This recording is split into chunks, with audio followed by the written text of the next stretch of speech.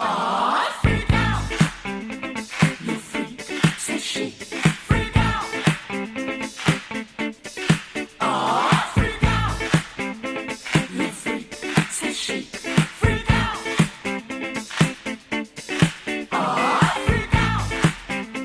You freak, says she. Freak out.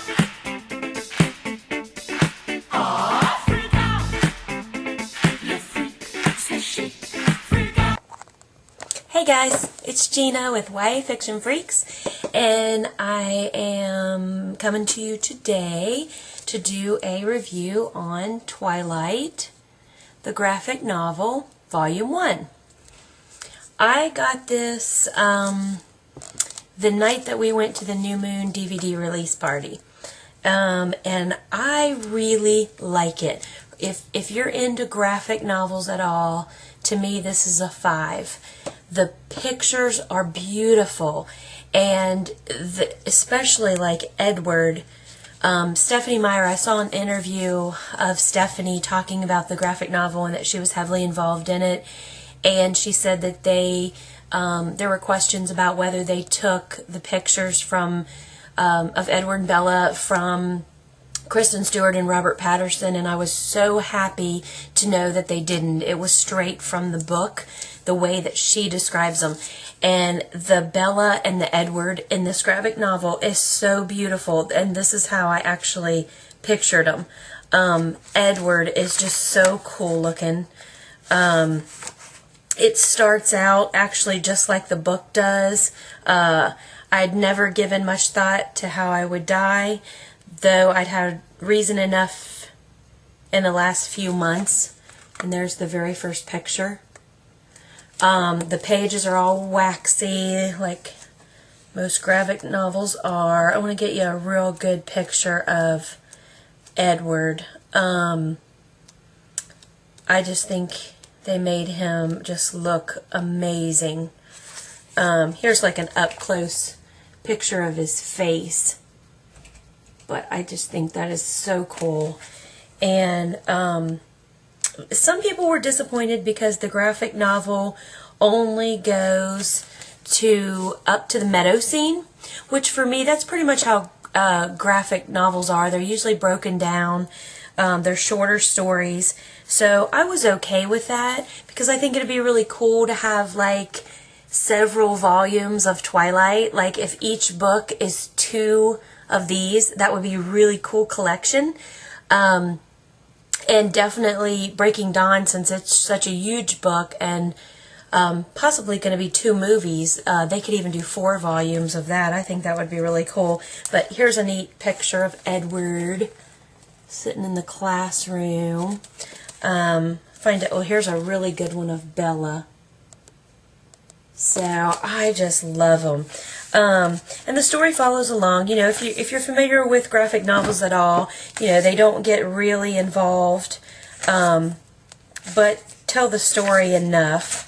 Bella's hair, they do her hair really cool. I'm trying to find a real good picture.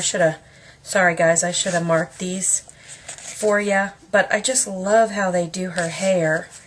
Here's a cool one that shows it. See her hair there? It's just so neat the way that they do it.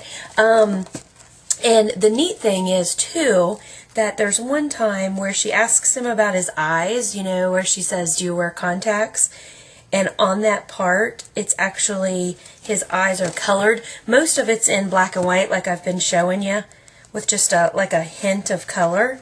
But when she takes when she asks him about his contacts, and I can't find that picture right now, but it's really cool when she asks him about the contacts.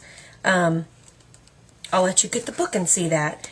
But the other cool part is right here, it's where they talk about Twilight, and Edward's talking about where it saddens him. And see, they kind of go to color. And look at his hair. I mean, that's exactly the way Stephanie Meyer described him, which I love. And, you know, obviously, I mean, I don't have a problem with Robert Pattinson, but Edward is supposed to be completely beautiful. And I think Robert does a good job portraying Edward, but it would have been so awesome if they could have just CGI'd him in and made him computerized and really look like this, because that would have been so awesome. But not putting down Robert Pattinson. It's just that it would have been so awesome to really truly have a perfect Edward. But the other color scenes is the meadow. So when they go to the meadow, it's all in color. It's just so cool and neat. I hope this camera is like doing this justice. So I was really happy with it. It is pretty expensive. There's a part in here too where he tells her that he sparkles, and it shows it, and that's really cool, and that's in color.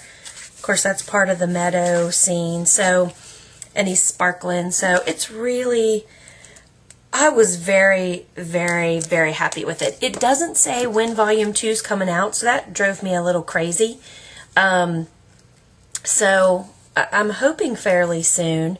But yeah, overall, the artwork is amazing. It's totally worth it. If you're into Twilight and you want anything else Twilight sitting on your shelf, it makes an amazing collection, because like I said, again, I cannot say enough. 5 stars definitely for the artwork in this. I was just so amazed. And some graphic novels have a little too much, I think, like as far as the actions, like pow, grr, and all that kind of stuff, and I don't get so much into them. This one didn't seem to have that. It was mostly just regular writing, which was really pleased me. So I totally recommend it. As I started to say earlier, it was kind of expensive. I can't remember. I got it at Borders, and I want to say it was like $17. So that's kind of expensive, but it is hardback, and it's really nice. So I didn't mind paying that. So, and if they space them out how they come out, then I plan on buying the whole collection. So, you know, I had heard some reviews where people weren't real happy about it being so short, but I'm okay with that, like I said. So I recommend it. 5 stars. If you can get your hands on one, get it for your birthday, get it for Easter coming up. Oh my gosh, this would be, I would absolutely love my mom if I woke up on Easter and this was in my Easter basket. How great is that? So I'm so glad Stephanie Meyer did this. I heard Cassandra Clare's also doing it for City of Bones and the whole Mortal Instruments, and I think it's going to be awesome too. So that's my review on it, guys. I hope you enjoyed it, and I hope you guys are able to get this too. Thanks, and happy reading!